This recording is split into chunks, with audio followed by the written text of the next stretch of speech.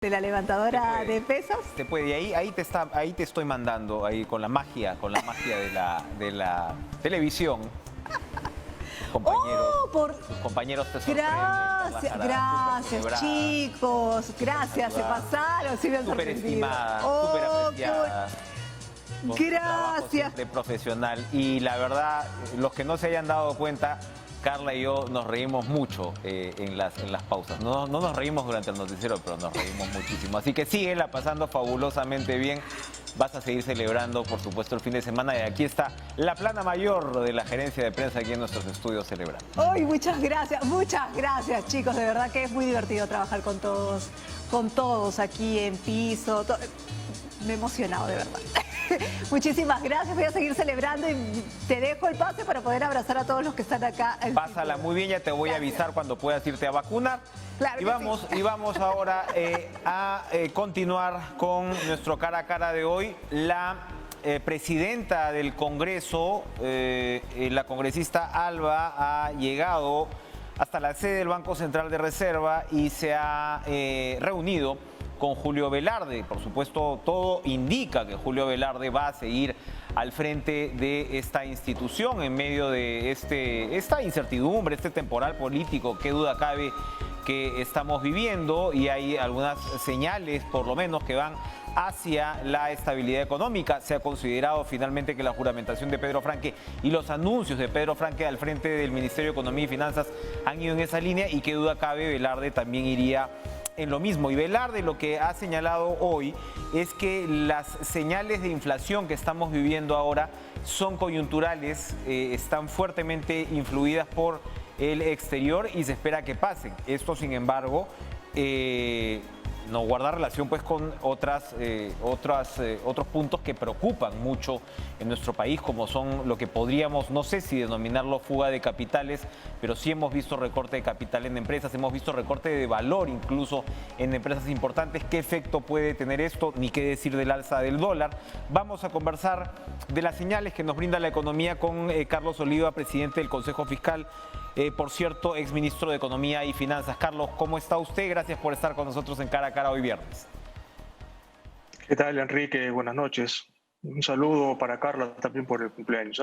Así es, gracias, acaba de recibirlo. Bueno, ¿tiene razón Julio Velarde al emitir estas señales que uno podría considerar tranquilizadoras?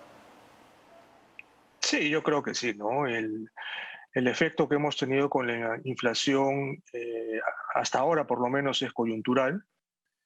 Para que haya una inflación persistente, precisamente los precios tendrían que aumentar mes a mes, ¿no? Y ahora lo que ha habido es un efecto principalmente debido al aumento en el tipo de cambio, ¿no? Si el tipo de cambio continuara depreciándose durante todos los meses, ahí es probable que la inflación ya no sea tan coyuntural. Pero por ahora todo indica que el efecto es muy acotado al mes de julio y quizás también al mes de agosto, ¿no? Ahora, Carlos, pero el tipo de cambio se incrementa en buena medida por la incertidumbre política. Es decir, el dólar es una moneda fuerte, sólida, y el inversionista y el ciudadano de a pie reacciona comprando dólares, lo cual hace que esta moneda se encarezca, y ya sabemos cuáles son los efectos. ¿Qué tendría que pasar para que el precio del dólar vuelva a sus niveles normales? Yo creo que tendría que desaparecer este ambiente tan enrarecido que existe, ¿no? Vinculado principalmente al lado político, ¿no? En la medida en que todavía hay incertidumbre, ¿no? Esa es la palabra clave para mí. En la medida que todavía hay incertidumbre, es muy probable que haya esta volatilidad y el aumento del tipo de cambio, ¿no? Si por algún motivo, digamos, que podríamos analizar más adelante, esta incertidumbre empieza a desaparecer, yo esperaría que el tipo de cambio también empiece a apreciarse. ¿Cómo desaparecería? ¿Nos puede dar algunos ejemplos concretos esta incertidumbre? Porque de repente la tensión política va a continuar. Pero ¿qué ayudaría a que esta incertidumbre por lo menos se reduzca en términos de señales económicas? Sí, yo creo que la gente, todos los agentes económicos, los empresarios, los consumidores, etcétera, tienen que tener claro hacia dónde vamos, ¿no? Y la verdad es que hasta ahora los mensajes no han sido unísonos. Recibimos distintos mensajes, hay una serie de propuestas que ha hecho el presidente Castillo que no son fáciles de cumplir. y no sabemos cuál va a ser las medidas de política, ¿no? Hasta ahora ha habido mucho anuncio, pero no ha habido ninguna medida de política concreta, ¿no? Se ha dicho que se va a crear una comisión para ver el tema del aumento de los precios, se ha dicho que van a haber una serie de transferencias a los gobiernos regionales, que se van a pagar una serie de deudas sociales, se ha dicho mucho, pero no hemos visto hasta ahora la norma cómo van a poder implementar esto, ¿no? Entonces, mientras siga habiendo estos mensajes que no aterrizan, yo creo que vamos a seguir con esta incertidumbre, lo cual es muy malo para la economía. ¿Cuánto influyen en este gabinete que ha tenido su controversia y tiene su controversia y todavía no llega a tener el voto de confianza en el Congreso? ¿Cuánto influye en esta incertidumbre carteras cuestionadas, por ejemplo, como vivienda, como transportes y comunicaciones, podríamos decir de repente producción, o sea, carteras que tienen que ver de todas maneras con el aparato económico de infraestructura? ¿Eso pesa también, esa crítica a, digamos, a las hojas de vida de repente no apropiadas de ministros en despachos tan importantes? Definitivamente, ¿no? Y ahí hay varios aspectos. Por lo que uno lee, digamos, de la información que nos llega, hay personas que no tienen experiencia en el sector público. Incluso me parece que hoy día he visto alguna declaración que admiten claramente que están ahí para aprender, y realmente es justo lo que no necesitamos, ¿no? El gran problema que tenemos o que teníamos, digamos, hasta hace 1 o 2 meses plenamente identificado era un problema de gestión pública, ¿no? Acá siempre he repetido, el problema no son las leyes, no es la Constitución, ni mucho menos. Hay un problema serio de gestión pública, de la capacidad que tiene el Estado para poder brindar bienes y servicios de calidad. Y justamente lo que no queremos es tener a cargo a personas que no tengan este tipo de experiencia, ¿no? El cargo de un ministro no es llegar a aprender, ¿no? Obviamente que siempre uno aprende siendo ministro, pero tienes que tener una base, tienes que tener una serie de características. Hay un perfil que tiene que tener un ministro, y en la medida en que no lo tengamos, y como digo, yo no conozco a las personas, me baso simplemente en la información que sale en los medios, aparentemente no tienen ese perfil, más allá de otro tipo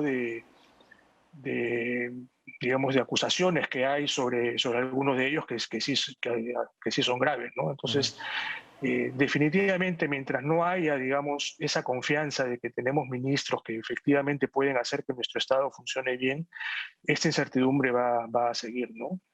Exacto, se está trasladando, Carlos, o se ha quedado en realidad la discusión sobre la materia, digamos, simbólica o conceptual, ¿no? El hecho de decir Lima contra provincias, lo conversábamos anoche con el primer ministro, ¿no? Ya hemos tenido muchos años de técnicos y mira hasta dónde hemos llegado. Entonces, claro, parece no entenderse la complejidad y el detalle del problema, el núcleo en realidad del problema. Definitivamente, el Estado tiene que manejarse de manera técnica, ¿no? Siempre hay un ingrediente político, digamos, pero principalmente tienes que manejarte con evidencia, y con gente que realmente conozca cómo funciona el sector público. No es fácil manejar el sector público, es muy distinto al sector privado, ¿no?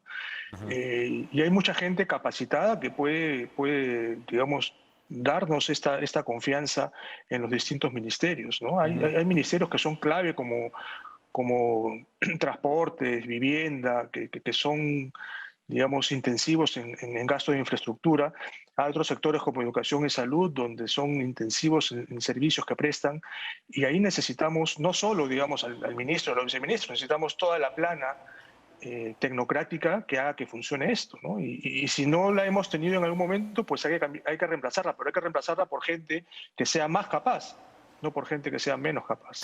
Bastante elemental. Ahora, hay un punto también que me imagino que es porque claro, se va a formar esta comisión, qué sé yo, pero usted en realidad nos ha un poquito enumerado lo que deberían ser los resultados de esta comisión o las conclusiones de esta comisión o cuáles son las señales que sería mandar. Porque Franque ya ha dicho que control de precios no va a haber y esa en medio de todo pues es una buena noticia, pero de lo que estamos hablando es de generar este tipo de señales. Y una señal importantísima para el Perú es el tema de su política exterior relacionada con el comercio exterior.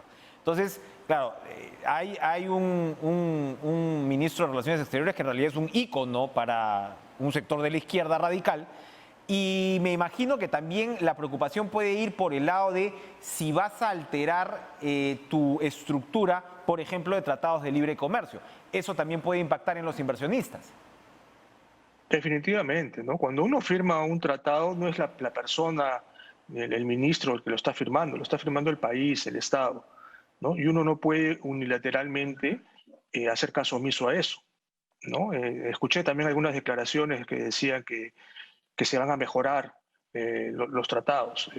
Bueno, eso puede sonar bien, puede parecer una buena idea, pero eso no es tan sencillo tampoco. Primero tienes que decir cuál es el problema con los tratados. No he escuchado a nadie que me pueda convencer de que hay algún problema con los tratados. Y si lo hubiera, pues lo que se hace es se negocia, ¿no? Uno no dice unilateralmente que los va a cambiar, ¿no? Esto es, como reitero, son acuerdos de Estado que tienen que respetarse. Y si hubiera algo que mejorar, primero que se nos diga qué cosa es y después que se converse para ver si es posible mejorarlo. Pero en todo caso, digamos, eso es desviar la atención. Yo por ahí no veo ningún problema. Hay otros problemas que son mucho más latentes que estar mirando tratados de libre comercio, ¿no? Que al final han sido uno de los grandes motores de crecimiento de la economía, ¿no? Y ahí está la evidencia nuevamente.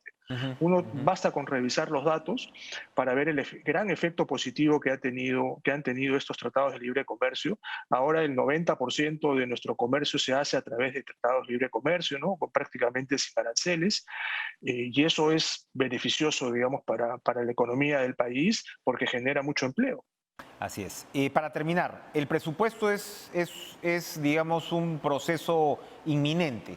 ¿Qué deberíamos esperar, en todo caso, de cambios radicales en el presupuesto tal como se ha venido manejando en los últimos años? No, yo creo que no hay mucho espacio para cambios radicales, ¿no? Hay que acordarnos que el proceso presupuestario ya empezó en abril de este año, donde de alguna manera ya se sabe o se tiene un estimado de cuál es el techo del presupuesto, que está en función pues a las proyecciones económicas, al déficit que se quiere tener el próximo año, etcétera. Los sectores, los pliegos presupuestarios ya tienen los montos con los que cuentan y sobre esa base han armado sus propios presupuestos, ¿no? Entonces lo que hay en agosto es simplemente algún tipo de afinamiento. Hay una actualización del marco macroeconómico, pueden haber algunos cambios en cifras, pero es muy marginal lo que se puede hacer, ¿no? Quizás los precios, por ejemplo, de los minerales se pueden haber revisado al alza. El tipo de cambio también tiene que revisarse al alza. Todos estos factores se meten, digamos, dentro de las fórmulas y nos va a dar un techo presupuestario que yo sospecharía que tendría que ser muy parecido al que ya ha estado trabajando el MIR, ¿no? Entonces, en realidad, yo no veo mucho espacio para mover el techo. Ahora, al interior del presupuesto sí podrían haber algunos cambios, básicamente pues sacarle a un sector para ponerle a otro. Eso podría suceder, igual tampoco es que tengan mucho tiempo, pero podría suceder eso ahora o durante la discusión en el Congreso, ¿no? Recordemos que el Congreso tiene la potestad de poder cambiar los presupuestos al interior, ¿no? Puede decir, mira, sácale 100 millones a este y pónselos al otro, ¿no? Tiene esa facultad. Y ahí va a ser muy importante la, digamos, negociación en el buen sentido de la palabra que pueda tener el Ejecutivo con el Congreso, ¿no? Siempre todos los ministros tratamos de que no nos cambien la propuesta que viene del Ejecutivo, ¿no? Y para eso tenemos que convencer al Congreso que ese presupuesto que estamos presentando está bien armado, porque reitero, el Congreso tiene la facultad de poder cambiarlo todo al interior. Nos imaginamos que Pedro Franque no va a ser la excepción en ese sentido. Gracias, Carlos Oliva, por acompañarnos con estas claras advertencias sobre las señales que debe emitir la economía. Vamos a ir a una pausa, pero vamos a regresar con dos conversaciones interesantes para ir midiendo la temperatura en el Congreso, con Freddy Díaz, vocero alterno de la bancada de Alianza para el Progreso, y Elías Varas, vocero alterno también de la bancada de Perú Libre, aquí en nuestros estudios. Regresamos.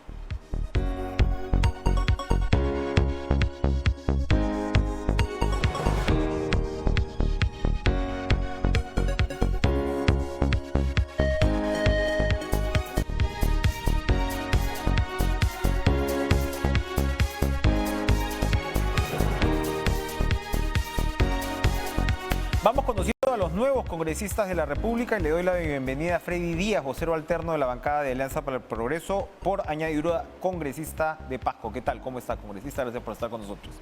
Bueno, Enrique, en principio agradecerte por la invitación, buenas noches y encantado de estar en tu programa. A ver, congresista, ustedes estuvieron esta mañana en la PCM, conversaron con el primer ministro Guido Bellido.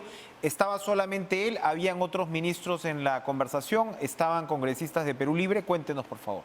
Un poco a la invitación del Premier, asistimos los voceros de APP. ¿Ya? Solamente estuvo el Premier Bellido en la conversación.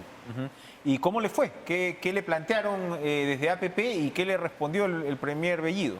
De momento un poco la apertura, APP siendo un partido democrático, y lo que no debemos perder más allá de las diferencias es el tema, digamos, del diálogo.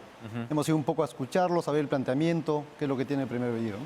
Pero de manera cordial, una pequeña reunión breve, la reunión ha sido breve también. Y bueno, ¿qué ustedes han llevado propuestas para cambios de ministros? Por ejemplo, anoche estuvimos conversando precisamente con el Premier Bellido de ello, y el Premier lo que decía era, bueno, más o menos, déjennos trabajar o déjennos demostrar. No sé si esa es la tónica que él también está teniendo con las bancadas. De momento lo que ha manifestado es en principio la predisposición como Premier, y de nuestra parte un poco escuchar el planteamiento que tiene. Hemos hecho llegar de alguna manera un poco, a veces en la bancada no todos están conformes, hay cierta discrepancia hasta en el interior, para hacerle llegar de alguna forma que en el proceso pudiera darse algunas correcciones, que se pueda mejorar, digamos, todo el gabinete, y al final, digamos, cuando vayan al Congreso podamos darle la confianza, ¿no? ¿Han ustedes puntualizado ministerios que les preocupe más que otros? En términos generales, yo creo que la población en general, algunos parlamentarios o también las fuerzas políticas, hay una disconformidad y eso yo creo que todos lo conocemos. Entonces, a partir de ello entiendo que ellos como Ejecutivo también puedan hacer la evaluación y ver qué cambios pudieran hacer para mejorar esta situación y superarla, ¿no? Cuénteme, congresista Díaz, usted viene de Pasco. Así es.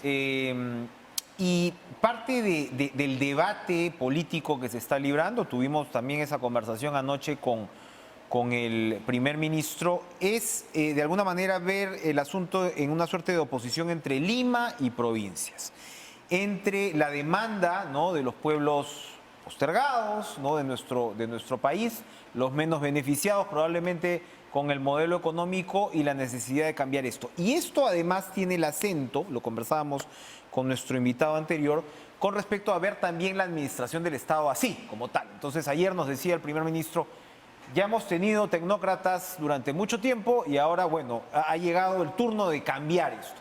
¿Cómo observa número uno, desde APP y usted como congresista del interior, de un departamento tan emblemático y con tantas necesidades además como es Pasco? Bueno, desde el interior del país, por un lado, elegido nosotros por APP, lo cierto es que hay un reclamo desde el interior del país hacia la capital.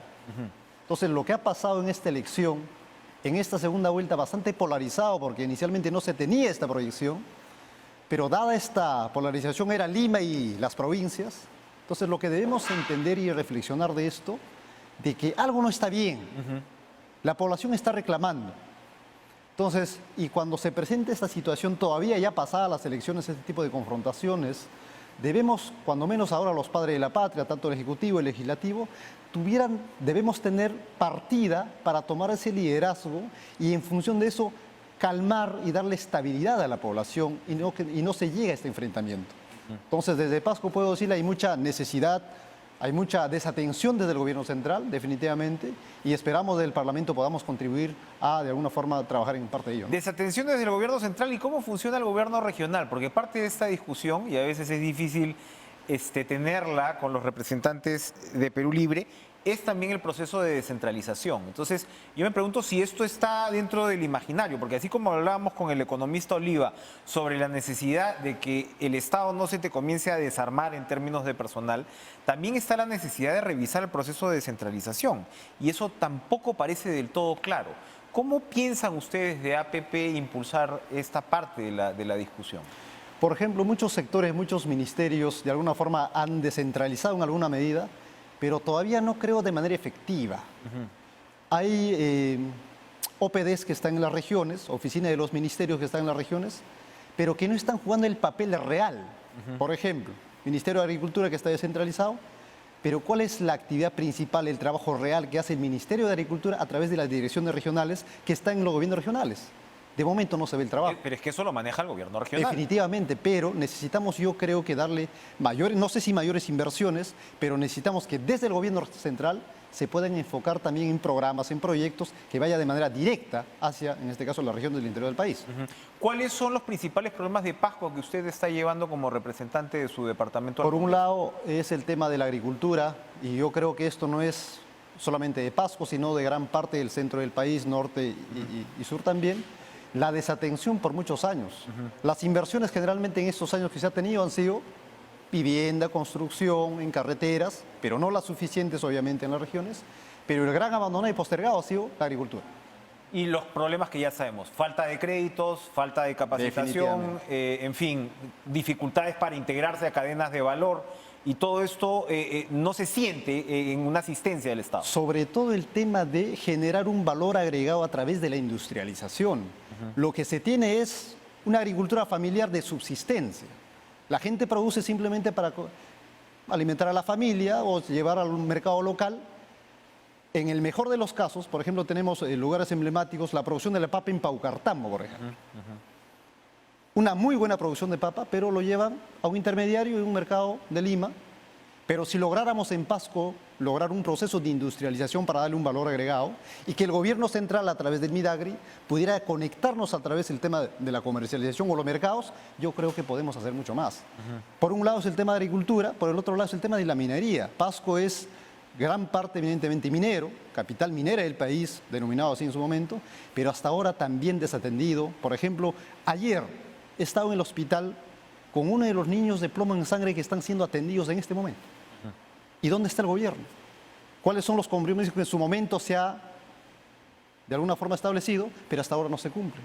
Más de 30 familias, Enrique, que todavía hasta la fecha no están siendo atendidos. Situaciones como esta es la que tenemos que atender ahora. Volviendo al ámbito parlamentario, ya hay dos bancadas que han dicho que no van a sentarse a conversar con el primer ministro. Una en particular ha dicho que, bueno, si es que no cambian a los ministros, lo que van a hacer es interpelarlos a uno por uno, que es finalmente una atribución del Parlamento. ¿Cuál va a ser la tónica de APP en ese juego, en ese contrapeso? ¿Van a ir hacia una oposición frontal o ve la cosa un poco más equilibrada? Como APP lo que hemos quedado nosotros primero, ahora para la reunión, ir los voceros a conversar con Bellido, y en el proceso lo hemos pedido también a Bellido que pudiera darnos, o en todo caso esa posibilidad de conversar con el mismo presidente, aperturar ese diálogo con todas las bancadas, para que en ese proceso podamos, antes obviamente de ir al Parlamento, poder tal vez mejorar, corregir ciertas observaciones o situaciones que se vienen presentando para superar estas dificultades que se tienen, y luego ya una vez llegado, digamos, al Pleno, podamos primero escucharlos, escuchar el mensaje. A partir de eso nos reuniremos nuevamente y veremos cuál es la posición que tomamos. La Constitución estipula además que primero hay que escuchar para luego decidir el voto. Pero desde la otra esquina, lo que tiene, por ejemplo, es al congresista Bermejo, y lo hemos escuchado en un evento, diciendo algo que ya hemos escuchado antes del señor Vladimir Cerrón, que es decir, bueno, pues sabemos que hay un proceso de vacancia en marcha, eso lo decía unos jóvenes que parecía ser del partido, ¿no? Sabemos que hay un proceso de vacancia en marcha y bueno, si es que no nos quieren dar el voto de confianza a este gabinete, pues bien, traeremos otro y no nos lo dan y bueno, cerramos el Congreso y abriremos el escenario a una asamblea constituyente. Dice Bermejo que ellos como parte de Perú Libre están dispuestos incluso a sacrificar sus curules para llegar a un escenario constituyente. ¿Qué piensan desde APP de esa posibilidad o de esa postura, mejor dicho? Considero como postura, y lo he dicho, lo hemos manifestado también a Bellido, de que lo que no debe volver a repetirse es lo que pasó en el quinquenio pasado. 4 presidentes en 5 años y 2 congresos de la República. Una crisis política generalizada y en ese proceso una crisis sanitaria. Todo se complicó y producto de ello tenemos una economía quebrada. ¿Qué requiere hoy día el ciudadano común, no la autoridad? La mayoría de la gente que está en el interior del país y también en Lima, en las ciudades. ¿Qué requiere? Reactivación económica, la vacunación que llegue a todos los peruanos. De esa forma estaríamos reactivando en todos los sectores y sobre todo que se genere empleo. Eso quiere la población. Y no quiere la población que estemos enfrentados Ejecutivo y Legislativo como se dio en el quinquenio anterior. Eso no puede volver a pasar. Ustedes apuntan entonces, para terminar, no solamente a que no se cierre el Parlamento o que no se disuelva, sino que el profesor Castillo pueda terminar su gestión como presidente de la República. Yo creo que sí, nosotros apostamos por la gobernabilidad y lo mejor que puede pasar al país es darle estabilidad y darle una continuidad de gestión desde el Ejecutivo y también del Legislativo. Freddy Díaz, congresista de Alianza por el Progreso, gracias por estar con nosotros, suerte en su gestión parlamentaria y bueno, esperamos vernos pronto entonces. Gracias por estar en Cara a Cara. Vamos a ir a una pausa y regresamos Gracias. ahora sí con Elías Varas, vocero alterno de la bancada de Perú Libre. No se muevan.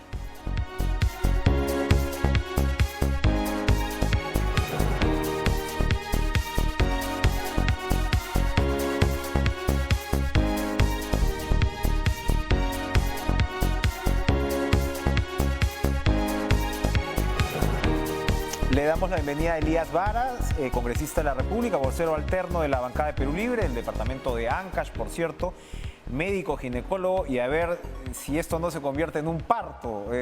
Congresista, gracias, congresista Elías Varas, por acompañarnos esta noche en Cara a Cara. Están ustedes en este proceso, le comentaba que ayer conversamos también con el primer ministro, las bancadas siguen dialogando con el Ejecutivo, y ¿cómo observa usted este devenir? Hay dos bancadas que han dicho que ni siquiera van a conversar, que exigen cambios en el gabinete, para empezar por el propio Bellido, ¿no? En el caso de Renovación, y que si no van a interpelar a los ministros. ¿Cómo observa usted el ambiente ya abriendo la cancha en el Congreso? Bueno, muy buenas noches, Buenas Enrique, noches. por la invitación, y estamos acá. Bueno, como todo ciudadano estamos preocupados por este encuentro, que esperemos de que esto no se agudice. Ya basta de crisis, tenemos una crisis sanitaria, una crisis social, económica y sumada a esto una crisis política. Definitivamente guardo la firme esperanza y tengo toda la fe de que esto tiene que consensuarse, buscar las mejores actitudes y de poner mucho de las formas que estamos ahorita. Debemos de entender, ¿no?, que este es un cambio y como todo cambio es un proceso que necesita la participación de todos para poder esto sumar, ¿no? Bueno, la campaña ya acabó. El proceso electoral también. Entonces estamos en otra etapa donde necesitamos, ¿no? Como digo siempre, no solamente el partido va a hacer este cambio o esta transformación que necesita nuestra patria. Yo procedo de un sector que es el sector salud, que ha sido el más golpeado en este proceso de la pandemia, y yo también deseo que este problema de la pandemia ya se controle en nuestra patria, ¿no? Entonces, en ese esfuerzo, todos los peruanos tenemos que reunirnos y poner a disposición sus capacidades para llevar pues un Perú adelante, ¿no? Me dice usted del partido. Usted es de Perú Libre, por supuesto, es médico, me imagino que, porque hay quienes dicen que hay una especie de bifurcación, ¿no?, en Perú Libre, que están más los que están más pegados al profe, la congresista Chávez, el congresista Paredes, y más los que están con el señor Vladimir Cerrón. Me imagino que usted es un hombre de partido como tal. ¿Existe esa diferencia dentro de la bancada? Bueno, como todo partido nuevo, es parte de este proceso también de fortalecer nuestro partido, ¿no?, la parte orgánica. Y efectivamente en algún momento se tuvo una estrategia la no más adecuada, pero estamos en este proceso de unificar. Somos 37 congresistas, estamos justamente elaborando nuestro reglamento interno de bancada, con la finalidad de generar justamente esa disciplina y ese orden interno, ¿no? Pero bueno, somos 37 y ahí estamos, ¿no?, bajo los principios y también abrigando la esperanza de que entre a la calma nuestra patria, ¿no? Hay gran controversia por el papel del doctor Cerrón. ¿Cuál es el papel del doctor Cerrón dentro del gobierno? Bueno, el doctor Vladimir Cerrón es el secretario general de nuestro partido Perú Libre, ¿no? Él es una persona que dentro de la parte orgánica pues tiene su espacio político dentro del partido, pero nosotros tenemos el poder ejecutivo, que ahorita todos sabemos cómo se está eligiendo al presidente, a su vicepresidenta y sus ministros, y nosotros que estamos en el poder legislativo. Hasta donde yo veo no hay una intromisión, ¿no?, en la parte de nosotros, la coordinación de la bancada. Seguimos coordinando, trabajando los 37 congresistas, consensuando también. Usted sabe que estamos ahorita en un proceso de elección de las comisiones. El día de ayer tuvimos un pleno donde se Ustedes aprobó... tienen Constitución, Educación, Salud, Presupuesto. Efectivamente, ¿no? Miren, Ese las es- tengo memorizadas. Así es, eso es lo que pretendemos. Son 7 comisiones las que nos corresponden y bueno, vamos en ese tenor, ¿no? Y justamente yo entiendo que todas las bancadas también tienen cierto interés porque ya tienen un trabajo realizado. Y yo creo que también hay que respetar esa posición de ellos, ¿no? Y la idea es avanzar, ¿no? Avanzar, conversando, consensuando, y eso es lo que venimos haciendo.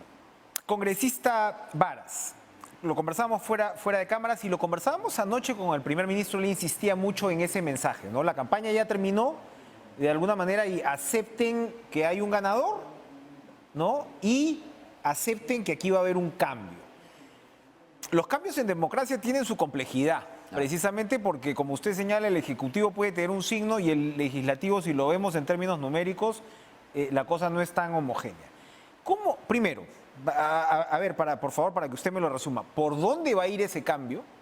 Y en todo caso, ¿cómo se va a aplicar? Para usted, ¿cuáles son las principales líneas matrices de ese cambio? Bueno, dentro de nuestra propuesta programática e implementar justamente era el tema de la salud, el tema de la educación y el tema del sector agrario, siempre y cuando se genere la seguridad alimentaria de esa fuente. En ese contexto nosotros tenemos que entender de que yo creo que ningún peruano está satisfecho si acá en la ciudad de Lima, que el tema del enfoque de la salud está muy centralizada, ya se podrá imaginar que yo que procedo de una región que es Ancash, donde realmente esta pandemia nos ha golpeado demasiado. Tanto al tema, yo que directamente trabajo en el tema de la salud y en los hospitales, hemos tenido muchos colegas fallecidos, personal de salud. Ese tema no está en discusión, ¿por qué no cambiarlo? Pero cambiar la salud, la educación en un esquema de lo que nosotros conocemos va a ser imposible. Tenemos que hacer ciertos ajustes que no generen la inestabilidad. Por eso soy un convencido que el respeto a la Constitución en un marco democrático tenemos que avanzar sobre ello. Y eso va a obligar a generar ciertas reformas. Dentro de ello, probablemente ampliar lo que es el presupuesto de la República, que ya debe de aprobarse en estos meses, con la finalidad de concentrarlo en los sectores que están mucho más en este momento de crisis. Y eso va a significar fortalecer la atención primaria en puestos y centros de salud, avanzar con el tema de la vacuna, que es la única garantía que tenemos en estos momentos, y bueno, y ver el tema de los equipamientos y lo que es el fortalecer propiamente la función de la atención primaria, ¿no? Porque cualquier ciudadano lo primero que hace es llegar a un puesto o centro de salud. Y ahí tenemos que tener pruebas para el diagnóstico rápido, para el manejo rápido, detección oportuna y referencia como debe ser. El cambio también, congresista Varas, viene por el lado de unas provincias que le paran el macho, por decirlo así, a Lima. Viene también, hay un énfasis por ahí, ¿usted lo ve por ese lado? No, yo creo que acá la responsabilidad de los políticos en este momento, justamente tenemos que dar un buen mensaje. Y el mensaje que es de tranquilidad, de paz, de calma. Y sobre eso construir el desarrollo que necesita nuestro país. Pero sí también le pido al sector que está resistente y que no entiende que estamos en un proceso de cambio, en un bicentenario, que justamente lo que se pide acá es actuar de manera justa dentro de un orden social, simplemente buscar la equidad, ¿no? Y yo, por ejemplo, ¿no? Al informarme por los medios de que un empresario minero acaba de pagar más de 2.000 millones por estos problemas fiscales. Buenaventura. Buenaventura, realmente a mí me emociona ese tipo de actos, ¿no? Entonces, tenemos empresarios nacionales y yo estoy seguro los internacionales que también pueden tomar ese tipo de actitud. Podría abrazarse usted con Roque Benavides, entonces si están ambos vacunados no habría problema. Así Entonces, por ese es, lado. mientras tengamos una clase empresaria seria, ética y moralmente de beneficio, que genere bienestar, ¿no? Usted viene de una región, de un departamento en realidad, porque yo creo que hay que hablar de departamentos porque ese es parte de nuestro problema. La regionalización no se ha cumplido como se debería. Y usted viene de un departamento no solamente golpeado, sino que tiene prácticamente, congresista, a todos los que han sido sus gobernadores regionales o presos o investigados o complicados. ¿Qué me dice de cómo, y le hacía esta pregunta a su colega, cómo ha funcionado la descentralización y, mejor dicho, cómo hay que hacer para cambiarla? Eso no parece estar mucho en el ideario de Perú Libre. Bueno, definitivamente la corrupción ha generado demasiado atraso y postergación de los anhelos de los pueblos. Entonces nosotros tenemos un firme compromiso de luchar de manera frontal contra la corrupción, pero ¿cómo hacerlo, no? Entiendo que hay órganos ya dentro del Estado que hacen la función del control. Me refiero a la Contraloría.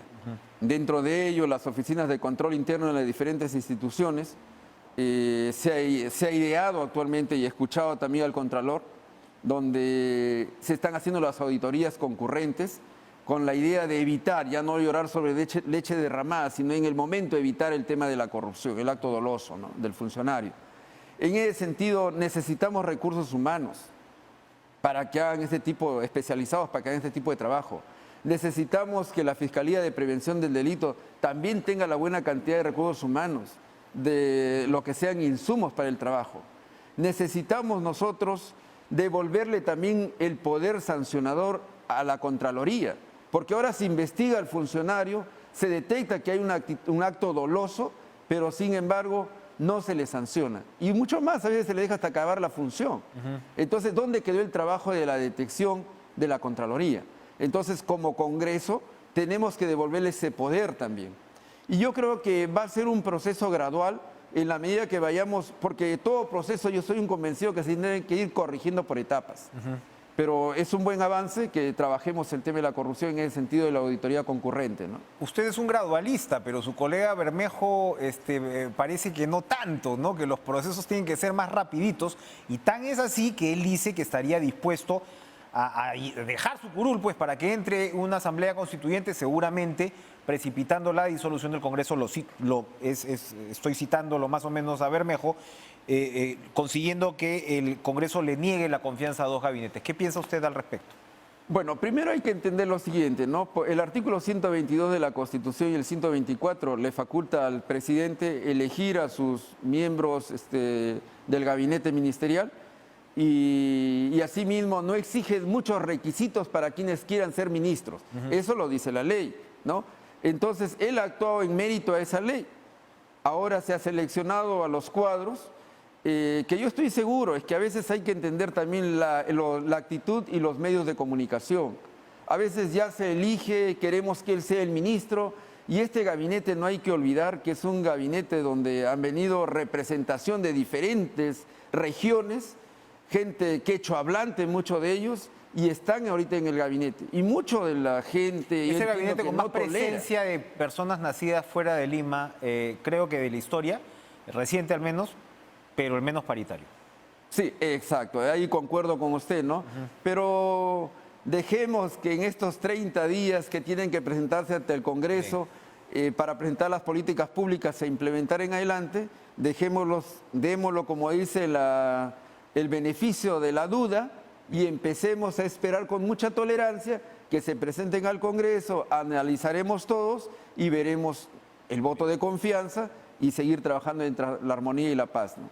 Congresista Elías Varas, ojalá nos visite más seguido, ojalá a lo largo de estos 5 años nos visite como parlamentario. Entonces, gracias por estar con nosotros esta noche en Cara a Cara, congresista de Perú Libre. Enrique, permíteme, yo quiero mandar un saludo muy afectuoso a la región Ancash, a nuestros hermanos y a toda nuestra patria, ¿no? Y pedirles también y pedirle a Dios que mantengamos todavía la calma, la cordura con el tema de esta enfermedad que tenemos, la pandemia.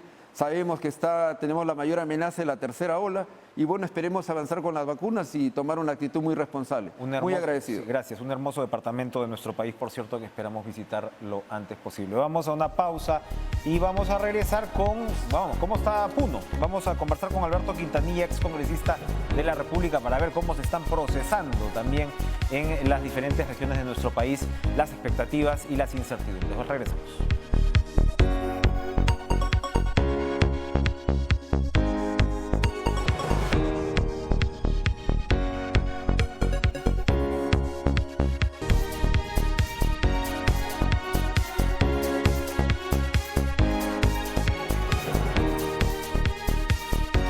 Bueno, ¿cómo estarán las cosas? ¿Cómo será digamos, el enrarecimiento político por momentos que la propia vicepresidenta de la República, Dina Boluarte, dice que ella está apelando, pues, para que le guarden su plaza en RENIEC porque no sabe si puede dejar en algún momento su puesto en el Ejecutivo? O sea, eso lo dice la vicepresidenta de la República. Así que esto no es, pues, que la prensa esté asusando, ni mucho menos. Así ¿Así de grave está la cosa? Vamos a preguntárselo a Alberto Quintanilla, por supuesto, ex congresista de la República, siempre cercano a Nuevo Perú, articulado además, es una voz que es bienvenida en el debate en estos momentos donde hablamos no solamente del gobierno y de la izquierda, Alberto, ¿cómo está usted? Buenas noches, sino de las izquierdas y de cómo entender, ¿no?, las expectativas en las distintas regiones de nuestro país y las demandas, en su caso, desde el hermoso departamento de Puno. Buenas noches, ¿cómo está usted?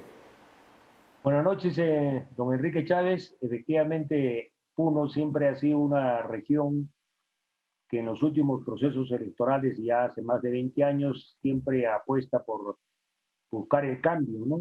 Porque sentimos que en el país hay una exclusión a las regiones y un aumento de la desigualdad.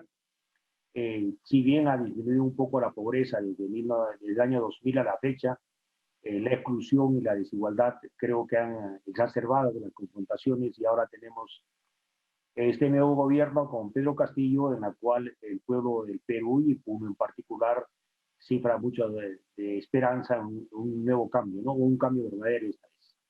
Y en ese debate, porque como decía, hay izquierdas y hay izquierdas, hay cambios y hay formas de hacer los cambios y de operarlos sin que necesariamente, pues, y usted lo acaba de decir, ha habido avances sociales y lo que muchos no esperan es que lo que se ha avanzado no se pierda, como dicen los gringos, no tirar al bebé con el agua del baño, ¿no? Entonces, ¿cómo le hago la pregunta que le hacía al congresista?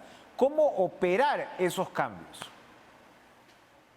Mire, yo creo que los cambios tienen que hacerse en base a la búsqueda de una hegemonía social que actualmente el gobierno de Pedro Castillo no la tiene, ¿no?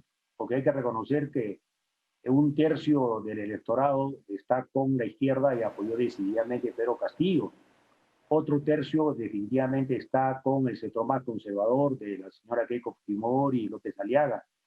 Y hay un sector intermedio que se mantiene a la expectativa. Eso electoralmente hablando. Y también eso se refleja en la composición del Congreso después del resultado de la primera vuelta. Y llevó al presidente Pedro Castillo a ganar la segunda vuelta por un margen de unos 45.000, 44.000 votos. Creo que lo que tiene que hacer para realmente hacer viable estos cambios, dado que la desigualdad que se ha producido por la aplicación del modelo que viene operando desde la Constitución del 93, ha llegado a su fin, a lo cual tiene que demostrar eficiencia, ganar hegemonía social y buscar un cambio respetando los marcos de la Constitución, de la democracia sobre todo, ¿no? El respeto a las mayorías. Pero usted sabe que el radicalismo a veces conspira contra los cambios y probablemente en el espectro de la izquierda en el Perú podríamos considerar a Perú Libre como no solo como un partido radical, sino que además está haciendo una interpretación electoral que no es la que usted describe. Lo que usted describe es una lectura de los resultados de las elecciones mucho más compleja de la que parece interpretar Perú Libre. ¿Estoy en lo correcto? Bueno, yo sí creo, digamos, que algunos dirigentes de Perú Libre, entre ellos Vladimir Cerrón, tienen una lectura tal vez mucho más optimista de la que realmente es, ¿no? O crea.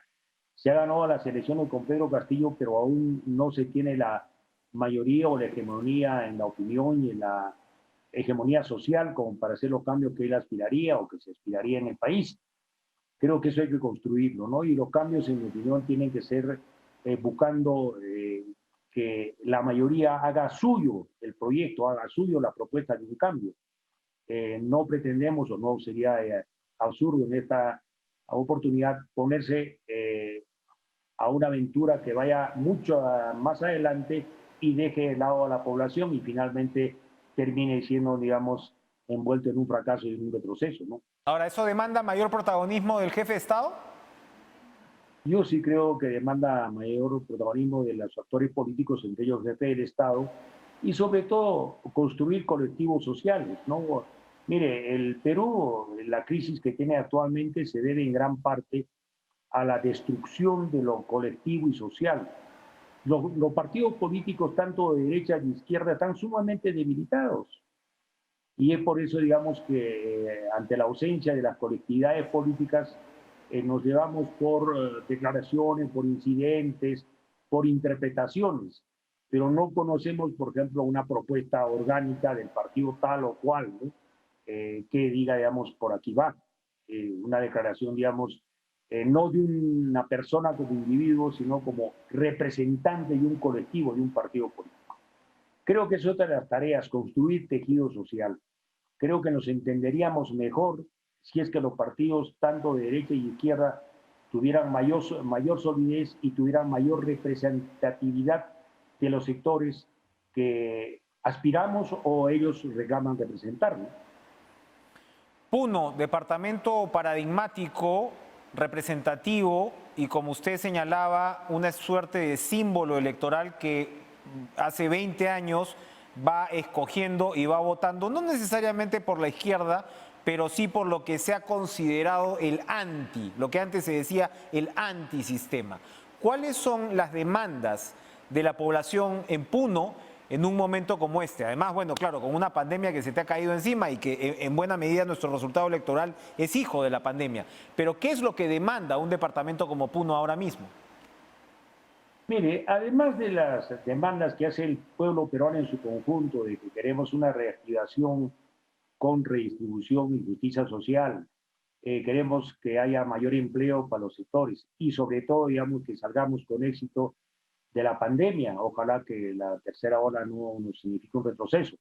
Aparte de esas cuestiones de eficiencia, lo que demanda Puno es una real descentralización.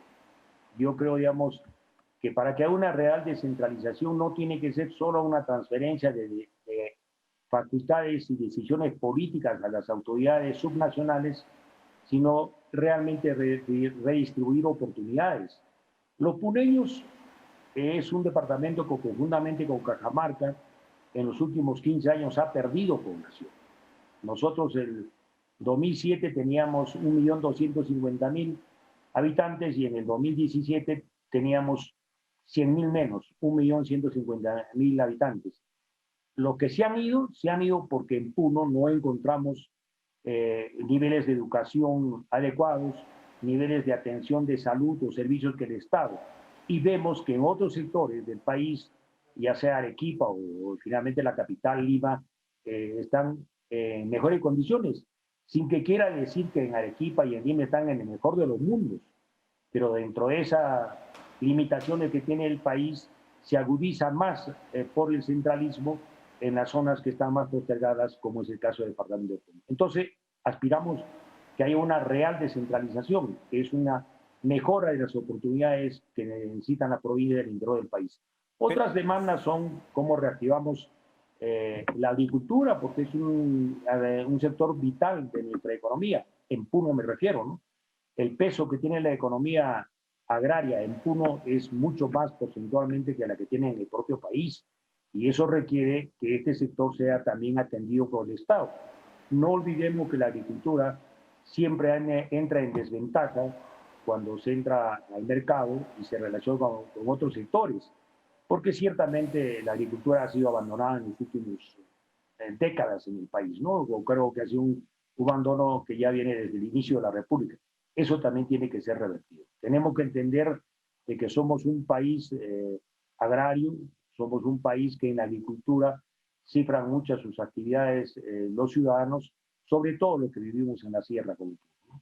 Efectivamente, gracias Alberto Quintanilla por acompañarnos esta noche. La agricultura absolutamente crucial, central y pocas veces presente en la agenda política como debería estar. Y es un tema que seguramente vamos a tener que ir impulsando con más fuerza. Vamos a tratar desde este humilde espacio de colaborar al respecto. Gracias otra vez Alberto Quintanilla por acompañarnos esta noche en Cara a Cara desde Puno. Hemos tenido pues un programa descentralizado también, como debe ser. Y los dejo con la información deportiva con En Pared. Nosotros nos reencontramos el lunes y aprovechen el horario extendido del vacunatón para los que les toque la primera o la segunda dosis. Nos vemos. Cuídense. Adiós.